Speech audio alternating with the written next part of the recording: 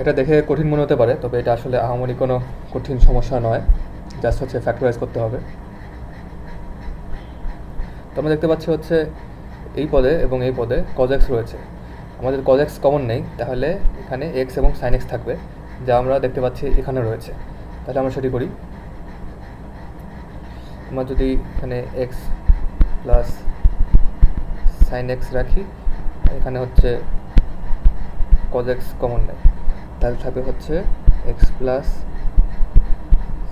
sin x।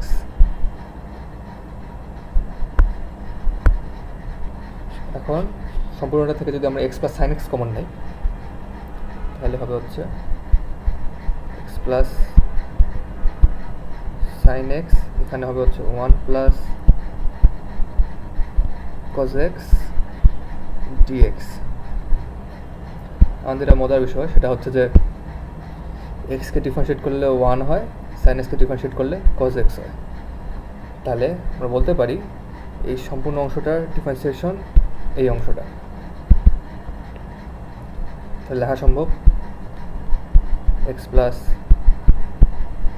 sin x into d of x plus sin x। তো বাকিটা এখন সোজা, x plus sin x whole square by 2 plus c, এবং এটি উত্তর।